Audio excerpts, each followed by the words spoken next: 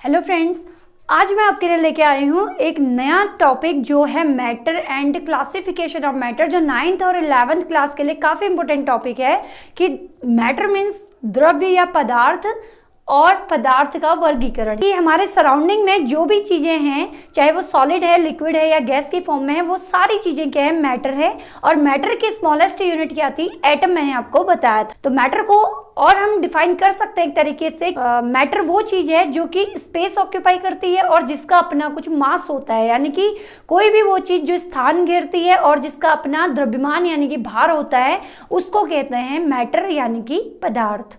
तो अब आते हैं इसके क्लासिफिकेशन पे। तो मैटर का क्लासिफिकेशन यहाँ पे पहले तो जो मैंने बोर्ड पे लिखा हुआ है, आप इसको स्क्रीनशॉट ले लीजिए या इसको नोट कर लीजिए, काफी इंपॉर्टेंट है। तो मैटर का क्लासिफिकेशन दो तरीके से किया जा सकता है। एक तो फिजिकल क्लासिफिकेशन यानी कि भौतिक वर्गीकरण। अब फिजिकल क्लासिफिकेशन क्या होता है, ऐसा क्लासिफिकेशन जिसको हम केवल उसके शेप और वॉल्यूम के अकॉर्डिंग क्या करते हैं, डिवाइड करते हैं या क्लासिफाई करते हैं। शेप और वॉल्यूम के अलावा हम यहाँ पे इनके बीच का इंटरमॉलिक्यूलर फोर्स भी देखते हैं। तो इसके अकॉर्डिंग तीन तरीके से मैटर को क्लासिफाई किया है, सॉलिड, लिक्विड और गैस। तो सॉलिड क्या है, आपको पता है कि सॉलिड यानी कि ठोस। तो सॉलिड वो होते हैं जिनके एटम्स के बीच में या मॉलिक्यूल्स के बीच में इंटरमॉलिक्यूलर फोर्स बहुत ज्यादा होता है। इससे क्या होता है कि इनके बीच में अगर इंटरमॉलिक्यूलर फोर्स काफी स्ट्रांग होंगे तो इनमें हार्डनेस आती है और इनकी ज्योमेट्री क्या होती है, एकदम डेफिनेट, यानी कि इनका शेप एकदम क्या हो जाता है, डेफिनेट हो जाता है। तो हाई इंटरमॉलिक्यूलर फोर्स की वजह से इनका फिक्स शेप और फिक्स क्या होता है, वॉल्यूम होता है। दूसरा, ये नॉन कंप्रेसिबल होते हैं, इनको दबाया नहीं जा सकता है, काफी हार्ड होते हैं। और तीसरा, इनकी डेंसिटी बहुत ज्यादा होती है, इनका घनत्व बहुत ज्यादा होता है। एक पत्थर को आप देख लीजिए, तो पत्थर को आप दबा नहीं सकते हैं क्योंकि उनके बीच के मॉलिक्यूल काफी क्लोज हैं, गैप बिल्कुल भी नहीं है। तो इसलिए ये क्या होते हैं, नॉन कंप्रेसिबल होते हैं, इनको दबा नहीं सकते हैं। फिर आती है बात लिक्विड की। तो लिक्विड के जो मॉलिक्यूल होते हैं, इनके बीच में जो इंटरमॉलिक्यूलर फोर्स होता है, अंतर आणविक बल होता है, आकर्षण बल, वो सॉलिड की कंपेयर में कम होता है, यानी कि गैप होता है इनके मॉलिक्यूल्स के बीच में। तो गैप की वजह से ये ज्यादा क्लोज नहीं आ पाते हैं, जिससे इनकी शेप क्या हो जाती है, इनडेफिनिट, यानी कि इनका जो आकार है वो अनिश्चित हो जाता है। लेकिन इनका वॉल्यूम क्या रहता है, डेफिनेट रहता है। अब डेफिनेट वॉल्यूम का मतलब है, अगर हमने 1 लीटर पानी को एक बकेट में लिया है तो वो 1 ही लीटर होगा, उसको सिंटेक्स में डाल देंगे तब भी वो 1 लीटर होगा, अगर किसी कंटेनर में डाल दें तब भी वो क्या होगा, 1 ही लीटर रहेगा। यानी कि इनके वॉल्यूम तो डेफिनेट होते हैं लेकिन इनका शेप क्या होता है, इनडेफिनेट होता है। उसको आप जिस बर्तन में डालोगे वो उसी का आकार क्या कर लेगा, गेन कर लेगा। इसके अलावा लिक्विड की डेंसिटी जो होती है वो सॉलिड से कम होती है क्योंकि इनके मॉलिक्यूल क्या होते हैं, दूर दूर होते हैं, अट्रैक्शन फोर्स वीक होते हैं। अब थर्ड वन है गैस। तो गैस जो होते हैं, इनके मॉलिक्यूल के बीच में इंटरमॉलिक्यूलर अट्रैक्शन फोर्स या अंतर आणविक आकर्षण बल बहुत ही कम होते हैं, सॉलिड और लिक्विड से बहुत ज्यादा कम होते हैं, जिससे ये एक दूसरे के अट्रैक्शन में बहुत कम रहते हैं और बहुत ज्यादा दूरी पे रहते हैं। इनके मॉलिक्यूल के बीच में इतना ज्यादा गैप होता है कि ये क्या होते हैं, डिसअपीयर हो जाते हैं, ये दिखाई नहीं देते हैं। तो इंटरमॉलिक्यूलर फोर्स सबसे ज्यादा वीक होगा किसमें, गैस के मॉलिक्यूल में। इनका शेप भी इनडेफिनिट होता है और इनके वॉल्यूम भी क्या होते हैं, इनडेफिनिट। गैस का ना तो आकार निश्चित है और ना ही आयतन निश्चित है। जिस कंटेनर में गैस को भरा जाएगा ये उसी का आकार क्या कर लेगा, गेन कर लेगा। तो अगर वॉल्यूम की बात करें तो गैस कंप्रेसिबल होती है क्योंकि इसमें प्रेजेंट मॉलिक्यूल के बीच में बहुत ज्यादा गैप होता है, जिससे हम इनको बहुत ज्यादा दबा सकते हैं और बहुत ज्यादा क्या कर सकते हैं, एक्सपेंड यानी कि फैला भी सकते हैं। अब आते हैं सॉलिड को फर्दर क्लासिफाई किया गया है 2 टाइप में। एक है क्रिस्टलाइन सॉलिड यानी क्रिस्टली ठोस और एक है एमोर्फस यानी कि अक्रिस्टली ठोस। क्रिस्टलाइन एमोर्फस एक दूसरे के अपोजिट हैं। क्रिस्टलाइन मतलब जिनकी ज्योमेट्री एकदम परफेक्ट होगी। परफेक्ट का मतलब होता है कि कोई भी एक ऐसा सॉलिड जैसे क्यूब हो गया, क्यूबॉइड हो गया, जिनको हम कहीं से भी कट करें, तो किसी भी पॉइंट से कट करें, वो हमेशा हमें 2 इक्वल हाल्स उसके मिलेंगे, तो उसको कहते हैं क्या, परफेक्ट ज्योमेट्री। और इनके मेल्टिंग और बॉइलिंग पॉइंट भी क्या होते हैं, फिक्स होते हैं। तो ये एक फिक्स टेम्परेचर पे ही क्या होते हैं, मेल्ट होते हैं। अब इसी का अपोजिट है एमोर्फस। एमोर्फस मीन्स होता है जिसकी ज्योमेट्री परफेक्ट ना हो, यानी कि इसमें एटम्स के अरेंजमेंट ऐसे होंगे सॉलिड में कि वो एक फिक्स ज्योमेट्री में नहीं होंगे। अगर आप उनको कहीं से भी कट करेंगे तो कभी भी दो इक्वल पार्ट नहीं बनाएंगे। मेल्टिंग पॉइंट कभी भी शार्प नहीं होते हैं, ये एक रेंज में मेल्ट होते हैं, यानी कि इनका जो मेल्टिंग पॉइंट है वो एक रेंज में होगा, यानी कि इतने से इतने के बीच में। पहले जब हम इनको गर्म करेंगे तो ये धीरे धीरे सॉफ्ट होंगे, फिर सॉफ्ट होने के बाद धीरे धीरे मेल्ट होंगे। तो एक फिक्स टेम्परेचर पे ये मेल्ट नहीं होते, बल्कि धीरे धीरे करके ये एक रेंज में टेम्परेचर की क्या होते हैं, मेल्ट होते हैं। तो इसके अलावा इनको सुपर कूल्ड लिक्विड भी कहते हैं। सुपर कूल्ड लिक्विड यानी कि अतिशीत द्रव, इनको अगर हम क्या करते हैं, यानी कि ऐसे सॉलिड जिनमें लिक्विड की तरह थोड़ी थोड़ी फ्लो करने की प्रॉपर्टी होती है, बहने की प्रॉपर्टी होती है धीमे धीमे, उसको कहते हैं क्या, सुपर कोल्ड लिक्विड। अब मैं आपको इनको एग्जांपल से ज्यादा बेटर समझा देती हूँ। क्रिस्टलाइन सॉलिड के एग्जांपल हैं जैसे चीनी, नमक। अगर आप उनके क्रिस्टल को उठाइए तो वो एक क्यूब या परफेक्ट क्यूबॉइड शेप में होते हैं, तो परफेक्ट ज्योमेट्री होती है।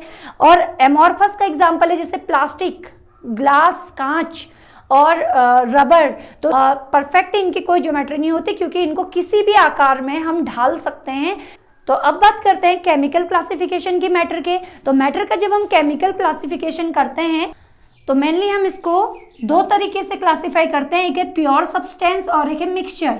आप प्योर सब्सटेंस को पहले जान लेते हैं। तो प्योर सब्सटेंस फिर से कितने टाइप के होते हैं, दो टाइप के, एक होता है एलिमेंट और एक होता है कंपाउंड।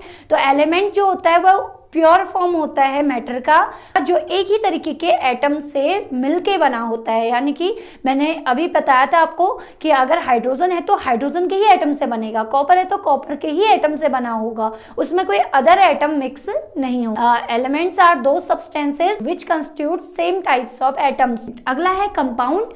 कंपाउंड और मिक्सचर ये ऑलमोस्ट एक ही चीज है, इनमें थोड़ा सा अंतर है, मैं आपको बता दूं। तो कंपाउंड जो है एक मॉलिक्यूल होता है जो दो और दो से ज्यादा एलिमेंट को मिलाने पे बनता है।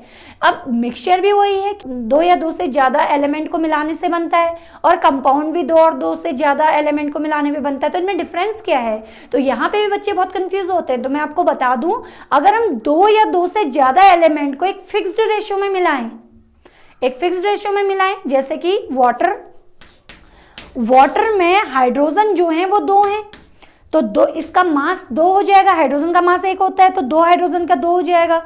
रेशियो ऑक्सीजन का मास कितना हो जाएगा, 16। तो हम इसको सॉल्व करेंगे तो ये 1 रेशियो कितना आ जाएगा, 8। कहने का मतलब जो वाटर बना है ये दो टाइप के एटम से मिलकर बना है, एक हाइड्रोजन एक ऑक्सीजन।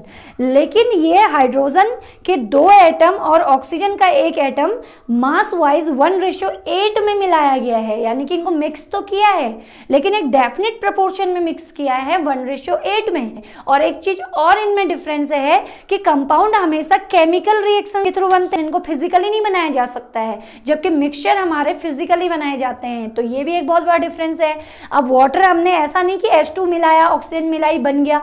यहाँ पे हाइड्रोजन और ऑक्सीजन के बीच में पहले केमिकल रिएक्शन होगी, तब जाके हमारा वाटर क्या होगा, फॉर्म होगा। तो कंपाउंड हमेशा केमिकल रिएक्शन के बाद बनते हैं, जबकि जो मिक्सचर होते हैं, मिक्सचर भी दो और दो से ज्यादा एलिमेंट को मिलाने से बनते हैं, लेकिन इनको फिजिकली किसी भी रेशियो में, किसी भी अनुपात में हम मिला सकते हैं। जैसे मैंने एक कंटेनर में थोड़ी सी रेत मिलाई और उसमें थोड़ा सा क्या मिला दिया, लोहे की छीलन मिला दी, या मैंने थोड़े से चावल मिलाए और चावल में थोड़ी सी दाल मिला दी। तो मैंने किसी भी रेशियो में थोड़ा चावल पकड़ा और थोड़ी दाल पकड़ी, तो इनको मैंने मिक्स कर दिया। तो ये जनरली फिजिकल मेथड है, मैंने कोई केमिकल रिएक्शन नहीं लगाई, तो सिर्फ दो चीजों को पकड़ के सिंपली मिक्स कर दिया, तो इसे कहेंगे मिक्सचर। इसमें कोई केमिकल रिएक्शन नहीं होती और दूसरा कोई रेशियो नहीं है।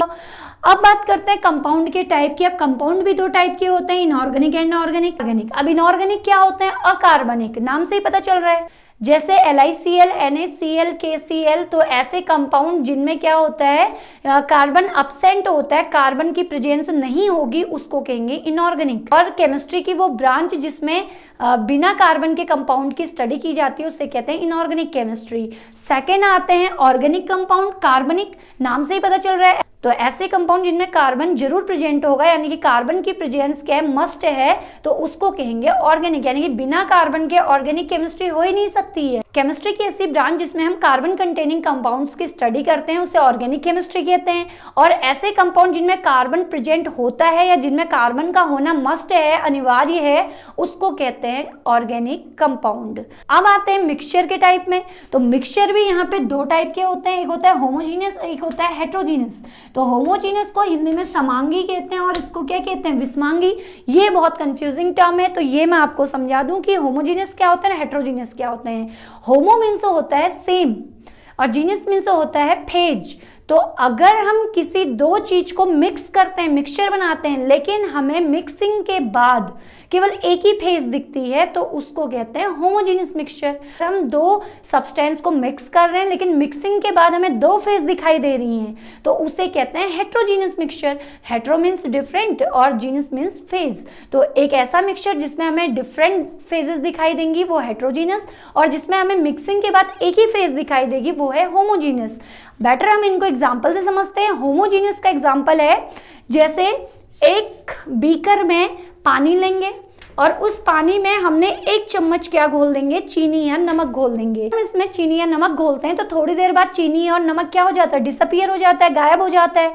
तो घोलने के बाद हम देख के जब उस मिक्सचर को देखेंगे तो उसमें केवल हमें पानी नजर आएगा, यानी कि हम बिना टेस्ट किए उसको बता नहीं सकते हैं कि ये मीठा पानी है या नमकीन पानी है। सॉलिड फेज गायब हो गई, केवल क्या बची, लिक्विड फेज। केवल पानी हमें दिख रहा है, एक ही फेज दिख रही है। हमने मिक्स किए थे दो फेजेस लेकिन हमें दिखाई दे रही है केवल एक फेज, तो उसको कहेंगे होमोजीनियस मिक्सचर। यानी कि तो सॉल्ट वाटर और शुगर सॉल्यूशन किसका एग्जांपल होगा, होमोजीनियस का। अब हेट्रोजीनियस में क्या करेंगे, ऐसे ही एक बीकर लेंगे, उस बीकर में पानी भरेंगे और थोड़ी सी रेत हम इसमें घोल दें। तो जब हम थोड़ी देर बाद मिक्सचर को मिक्स करने के बाद देखेंगे तो हमें रेत क्लियरली उसके बॉटम में दिखेगी साफ तरीके से, और पानी हमें क्या दिखाई देगा, अलग दिखाई देगा। यानी कि ऐसे मिक्सचर में हमें रेत और पानी दो फेज दिखाई दे रही हैं, एक भी डिसअपियर नहीं हुई। अगर किसी मिक्सचर में हम दोनों फेज को क्लियरली देख पा रहे हैं तो उसे कहेंगे हेट्रोजीनियस मिक्सचर। तो ये तो था मैटर का क्लासिफिकेशन। आई होप आप लोगों को अच्छे से समझ में आ गया होगा। अगर इससे रिलेटेड आपको कोई भी डाउट्स हैं तो आप मुझे कमेंट करके बताइएगा।